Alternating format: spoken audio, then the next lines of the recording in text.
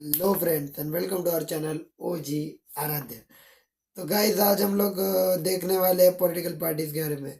सबसे पहली बात, डेमोक्रेसी। डेमोक्रेसी ये शब्द सुनकर आपके मन में आते हैं कई सारे ख्याल। डेमोक्रेटिक पॉलिटिक्स, सबसे पहले तो आते हैं डेमोक्रेटिक पॉलिटिक्स के लंबे लंबे चैप्टर। खैर उसके बारे में बात नहीं करेंगे आज हम लोग आज बात करेंगे उस डेमोक्रेसी के सबसे बड़े स्तंभ यानी कि पॉलिटिकल पार्टीज के बारे में। गाइस अगर आप कोई छोटे मोटे गांव में जाएंगे और वहाँ पे आप जाके डेमोक्रेसी की बातें करेंगे कि संविधान क्या होता है ये वो, उन्हें कुछ नहीं समझ आएगा। मगर वही आप उनसे पूछेंगे कि पार्टी कौन सी पावर में है, कौन सी पार्टी का हेड कौन है, ऐसे बता देंगे वो लोग। तो गाइस ऐसा क्यों होता है कि कुछ भी जल्दी से वो लोग बता सकते हैं, आराम से बता देंगे। वो इसीलिए कि हमारे देश में डेमोक्रेसी से ज़्यादा पॉपुलर उसकी पॉलिटिकल पार्टीज है। तो आज हम यही समझेंगे कि ये पॉलिटिकल पार्टी तक आखिर होती क्या है। तो पॉलिटिकल पार्टीज कुछ नहीं है दोस्तों, कुछ संगठन है लोगों का जो जिनकी एक विचारधारा है और वो उसी विचारधारा में काम करके इस देश का विकास करना चाहते हैं। उसके बाद बात आती है कि इनकी ज़रूरत हमें क्यों पड़ी। तो सोचिए दोस्तों कि डेमोक्रेसी में कोई पॉलिटिकल पार्टी ही नहीं होती। सब लोग अपने अपने तरीके से इलेक्शन लड़ते हैं, अकेले अकेले। हर कॉन्स्टिट्यूएंसी से एक अलग इंडिपेंडेंट उम्मीदवार खड़ा होता है और जीत के आते। तो देखिए इससे कितनी बड़ी प्रॉब्लम मुझे हो सकती थी कि हर जगह से अलग अलग आइडिया आ रहे हैं, हर जगह से अलग अलग तरीके से चल रही है सरकार। पर जो मेन कोई होना चाहिए देश को, एक आदमी यानी एक संगठन संभालने वाला होना चाहिए, वो कभी नहीं हो सकता था। इसी वजह से हमें डेमोक्रेटिक पार्टी, इसीलिए हमें पॉलिटिकल पार्टीज की जरूरत पड़ी। उसके बाद ये बात आती है कि इनकी फंक्शंस क्या होते हैं। सबसे पहला तो ये फंक्शन है कि इन्हें अपने तरीके से इलेक्शन लड़ने देना चाहिए, कंटेस्ट करते आना चाहिए। उसके बाद ये उन इलेक्शन में कुछ वादे करते हैं, उन वादों को पूरा करने की कोशिश भी करते हैं। आज तक कितनी ज़बरदस्त कोशिश हुई है इंडिया में वादे पूरे करने की, देख ही सकते हैं आप बाहर जाके। ठीक है, उस बारे में बात नहीं करेंगे। तो फिर पब्लिक के हित के बारे में सोचना। और उसका एक सबसे बड़ा ये फायदा होता है कि जनता के कुछ रिप्रेजेंटेटिव एक जगह पे होते हैं और एक विचारधारा के होते हैं, जिससे कोई बंटवारा नहीं हो सकता देश का। उसके बाद बात आ जाती है कि कितने पार्टीज होनी चाहिए एक कंट्री में। तो मिनिमम दो पार्टीज तो होनी ही चाहिए अगर हम एक डेमोक्रेसी की बात करेंगे। तो देखिए, अगर समझिए एक ही पार्टी हुई तो वो तो मोनार्की डिक्टेटरशिप ही हुई ना। हमको उसी को नहीं इलेक्ट करके देना है आ जाके। क्योंकि देखिए, जब तक दो पॉलिटिकल पार्टीज नहीं रहेंगी और एक ने निर्णय लिया कुछ, अपोज कौन करेगा? दूसरी पार्टी तो चाहिए वो उस निर्णय को अपोज करेगी ताकि वो निर्णय और अच्छा हो सके जनता के लिए। इसके वजह से जनता का ही हित होगा। इस वजह से भी अपोजिशन पार्टीज का एक अहम भूमिका होती है। आपने अभी लोकसभा इलेक्शंस में भी देखा होगा कि अपोजिशन पार्टीज का कितना बड़ा रोल होता है अपने डेमोक्रेसी में कि मनमानी ना करने दे रूलिंग पार्टी को अपने। उसके बाद बात आ जाती है कि कितनी पॉलिटिकल पार्टीज है। उससे पहले हम ये सब आपको ये समझना पड़ेगा कि पॉलिटिकल पार्टीज कैसे होती है, मतलब उनका डिवीजन कैसे होता है।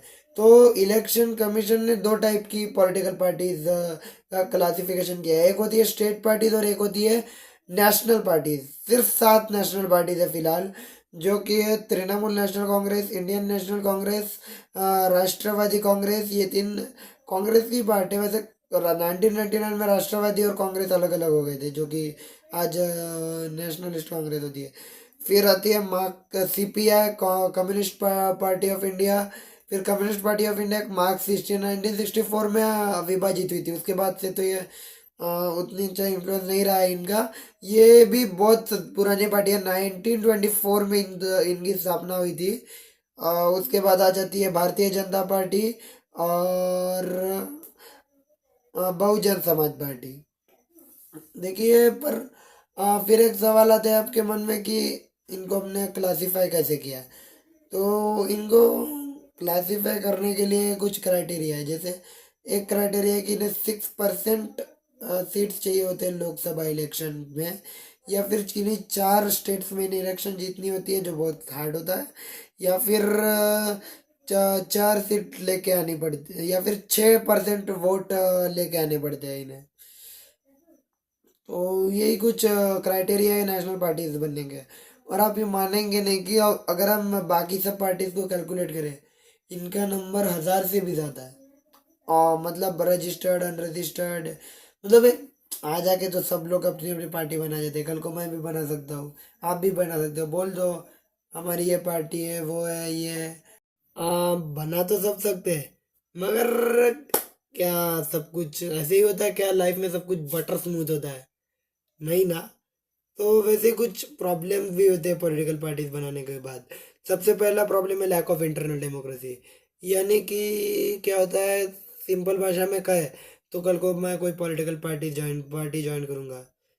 पार्टी में कैसा होगा, सबसे ऊपर रहेंगे सबसे बड़े नेता, जैसे बीजेपी में मोदी और नरेंद्र मोदी जी और अमित शाह जी।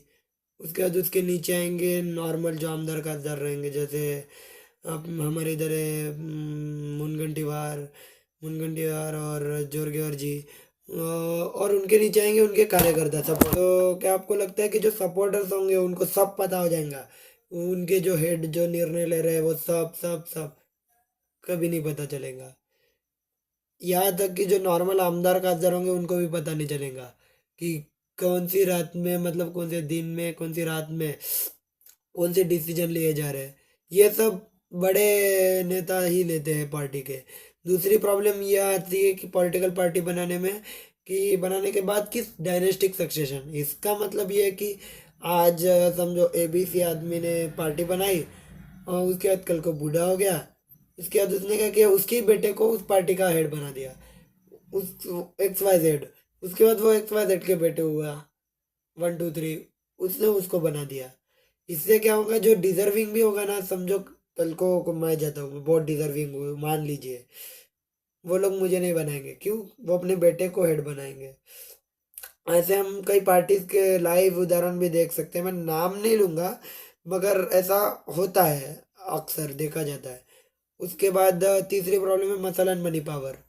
देखिए, इलेक्शन जीतने के बहुत फायदे हैं, और उन फायदा को उठाने के लिए सब तत्पर है। सबको घी खाना है, और उस घी को खाने के लिए वो कुछ भी कर सकते हैं।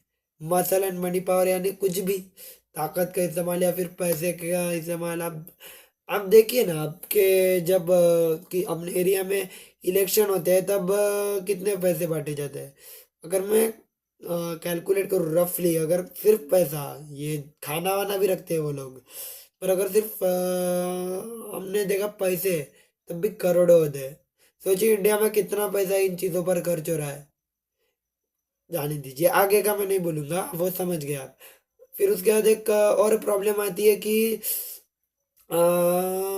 अंदर ही अंदर कुछ कॉन्फ्लिक्ट होते हैं।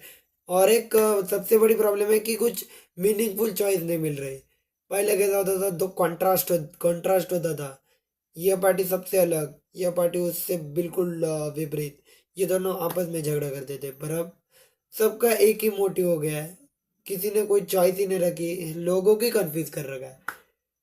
तो क्या पार्टीज रिफॉर्म नहीं हो सकती? बिल्कुल हो सकती है। हर चीज को सुधारने का एक मौका होता है, एक के हजारों होते हैं, मगर एक भी नहीं ले रहे हम उनमें से। तो सुप्रीम कोर्ट ने कुछ उपाय भी दिए है, कि सुप्रीम कोर्ट ने एक जाहिर किया है कि जब तक कोई आमदार अपना राजीनामा नहीं देता, तब तक वो एक पार्टी से दूसरी पार्टी में नहीं जा सकता इलेक्शन के बाद। तो और एक होता है कि उन पर लिमिट लगाई जाती है, कि हाँ, आप इतने लाख खर्च कर सकते हो इलेक्शन कैंपेन में। उतने तो वो लोग एक दिन में खर्च कर देते हैं, उसमें नहीं जाएंगे हम लोग। उसके बाद एक और है कि एफिडेविट जब प्रेजेंट करना पड़ता है इलेक्शन कमीशन ऑफिस में, कि कि खड़े हुए उम्मीदवार पर कितने केसेस पेंडिंग है, कितना उसने क्रिमिनल एक्टिविटीज की है, या फिर उसका प्रॉपर्टी धन दौलत कितना है, इन सब का एफिडेविट जमा करवाना पड़ता है इलेक्शन कमीशन में। परंतु प्रॉब्लम तो यही है ना, पार्टीज इसको एक्सेप्ट करने को ही तैयार नहीं है। क्या कर सकते हैं, उनका फायदा नहीं है इसमें, और एक भी चीज़ है जो शायद आपको पता नहीं होगी कि बीच में ये भी आया था कि पैसे भी दिए जाएंगे कुछ गवर्नमेंट मतलब इलेक्शन कमीशन की तरफ से पेट्रोल डीजल भी दिया जाएगा।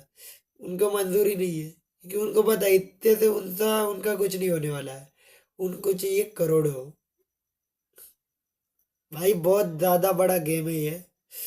जहाँ जितना डीप हम समझते चले जाएंगे उतना डीप जाते जाएंगे। कभी समझ नहीं आएगा इनका क्या होता है अंदर ही अंदर।